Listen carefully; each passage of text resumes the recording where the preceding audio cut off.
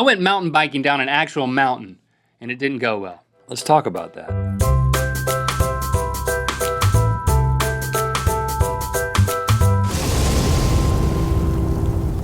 Good Mythical Morning. As many of you know, I am an avid mountain biker, or I mountain bike on occasion. You've gone with me sometimes. I'm not a professional mountain biker. But you're not. I'm not going with you anymore. You kicked me out of the club. No, it's because of your back. And for those of you who watch Good Mythical Morning, you know that I was going on a mountain biking excursion in the near future. Well, having now gone on that excursion, I'm back to report that I'm still alive, but maybe just barely.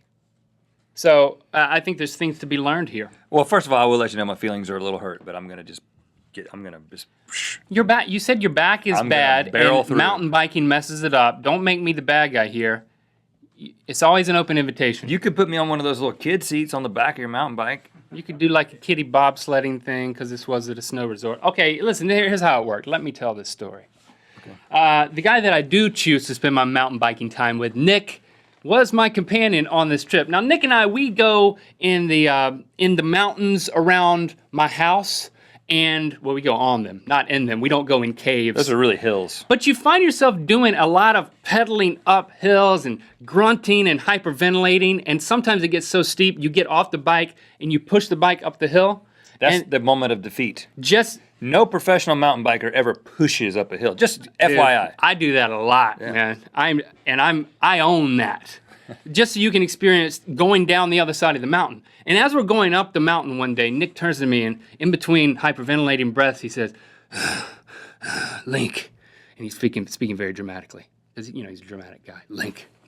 Not really. He said, there is a land where you can be magically transported to the top of a mountain. You can circumvent all of this craziness of trying to go up a mountain. And then, after being magically transported, you can then experience only the positives of mountain biking, which is going down the mountain. And none of the workout. Well, not that type of workout. It's still a workout going down. It takes a lot of skill. Okay. It also costs a lot of money because you got to pay for a ski lift. So we go to this place, the Snow Summit at Big Bear. It's not magic. Like 2 hours, no, it's not. 2 hours outside of Los Angeles. We drive there. We get our lift ticket. Did you push your car or did you? No, I drove the car. I'm not interested in a workout. I'm interested in the thrill of mountain biking down a mountain without having to have pedaled I'm up the proud mountain. of you. I just feel like I missed out. I was cool. You're invited. I just hung out. It's your back. I rode my bike on flat Earth on Saturday. So we get there, we get our lift ticket, we get up there, we stand in line. It's a ski lift. They hang your bike on the thing, and then that one goes by, and then they hang the second bike. You don't have to hold your bike with your feet like you do a snowboard or skis or something? Nope. They put it on a rack. They put it on, where you would sit, they hang it on a hook. Then another one goes by, and they put Nick's bike on the next one, and then Nick and I sit beside each other because we're friends. And then how do you get it off when it comes by? And then there's a person who takes it off at the top, and then takes Nick's off at the top, and then the third one is us, and we get off, and then we get our bikes. You don't have to take your own bike off, because I would screw that up. I mean, you should see me try to get off a regular ski lift. It's difficult enough, man. I would not have had to want to also unhook my bike. Yeah. Even before I get on the lift, I start to notice that Nick and I are misfits in this world of ski slope mountain biking. Okay. I look around, and everyone else that is getting in line is dressed a little bit differently than me. People have helmets on that cover their entire face. Okay. Their faces are being protected. And you wear like an old skateboard helmet from like 1988. Literally a skateboard helmet. These people have body armor on. I'm like, what are you doing at the top of the mountain? Going to war? They've got guards here, guards on their shins, chest guards. I have gloves with that. I have one biker glove. The other glove I have is a Craftsman tool glove. Are you sure it wasn't Comic-Con? I just use it. It's supposed to be used to fix cars. I get on this thing and I'm thinking, oh my gosh, I'm severely underprepared. There are people with neck braces. No, they wear neck things so their heads won't pop off when they're going down the mountain. Are they laughing at you? Are they snickering? They're kind of... Are they pointing? They're mumbling under their breath. These guys are going to die. I get to the top and we get our bikes and I ask the guy, the attendant who's in front of the maps, and I say, we're intermediate bicyclists. That's How do you recommend we get down the mountain? a confident Well, assessment. what's a trail we can take as like a beginner / intermediate? He said, have you ever done this before? And I said, well, never like this. And he said, there is no way down. That's what he says to me. He says, there's no way for you to get down. He said, you're not good enough. That's what he said. On your bike is what I'm thinking. Yeah, and I'm like, I'm gonna do this. Yeah. But he was basically saying, You have a don't- skateboard helmet. You don't have the armor. sakes. You don't have any of that. Now, Nick and I, we're gonna go down. We're not just gonna go down the slope and get a refund.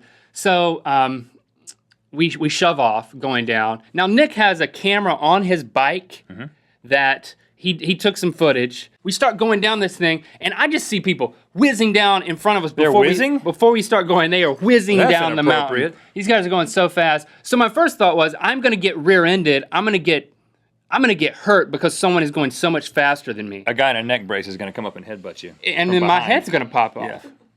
The single track trails, it had been raining, so they were really bumpy. I look at the other people's bikes, I didn't even tell you that. It made my bike look like it was some primitive prototype that years later would become their bike. Yeah. It had You do have kind of a dweeby mountain bike. I mean, I've it has seen suspension in the front, but theirs Yeah. had suspension. The bike was nothing but suspension. Yeah. I don't know even how that It even. doesn't even touch the ground. It's so Yeah, totally it's like suspended. a hover bike. Yeah. And these people are going down at so much speed that That's the secret. we're always looking over to let somebody pass us. But we start going. We're going down. The On your single track. left! Do they say stuff like that? One guy was saying. On your left! One guy was saying, "Yep," because it's a bunch of switchbacks. So earlier up the mountain, higher up the mountain, you'll see a guy whizzing down, and you'll just hear a "Yep," and then you'll pull over and let him go by. Yep, yep. There are these banked turns made out of dirt that it's like NASCAR. Yeah, that's why I don't do it. And so we're taking this thing going totally sideways, and then you just keep going.